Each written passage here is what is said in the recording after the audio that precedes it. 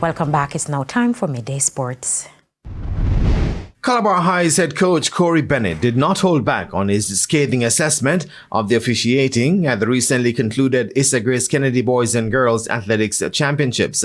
Bennett believes his athletes were unfairly targeted. One glaring mishap was the retroactive disqualification of sprinter Jamal Stevenson after placing second in his semi-final of the Class 1 Boys 100 meters. Well, I think it was a slap in the face when, I'm warming up young Jamal Stevenson for the finals.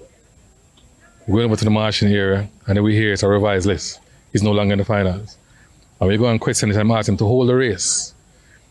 Then they proceed with the race. And you hear after that he was reinstated. Well, what does that mean? Because he wasn't really reinstated. They donated a point to us, which is garbage. Bennett was also less than impressed with the equipment used at the championships and, despite being extremely critical, offered this solution. I think they need to get Bruce James' system, Rasta Sports, and run the thing properly, because what they have now is garbage. And until them do that, then I don't think anybody will feel satisfied or comfortable with what they are doing. Hosts Arnett Gardens moved a step closer to booking their place in the playoffs of the Ray Nephew Jamaica Premier League after playing out a 2-all draw with the defending champions Cavalier on a Monday night. The game, which was the second of a doubleheader at the Anthony Spaulding Sports Complex, saw Fabian Reed opening the scoring for Arnett in the 8th minute, before Dwayne Atkinson equalized for Cavalier.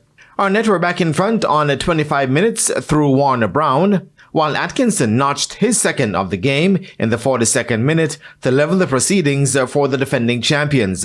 Arnett remained second on 66 points, 3 behind leaders Mount Pleasant. Meanwhile, Chapelton Maroons held Waterhouse to a 1-all draw in the curtain raiser. After a 0-all first half, Andre Fletcher put Waterhouse ahead with a 52nd minute strike. However, that was cancelled out by Dustin Cohen. Waterhouse moved up to 7th on 75 points, while Chapelton also moved a place up to 11th on 30 points. The competition continues on Wednesday with 3 matches.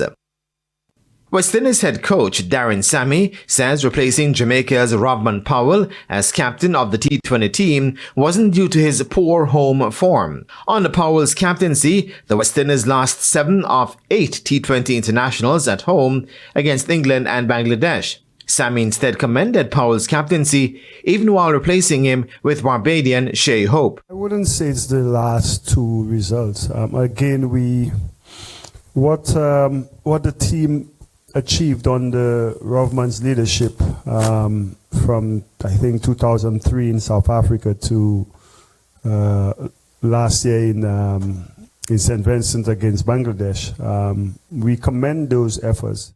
And that is it for your Midday Sports Roundup, and I am Jermaine Brown. Thank you, Jermaine, and that concludes the Midday News Package. I'm Kerry-Ann Simpson. Join us at 7 for Primetime News. On behalf of the news, sports and production teams, good afternoon.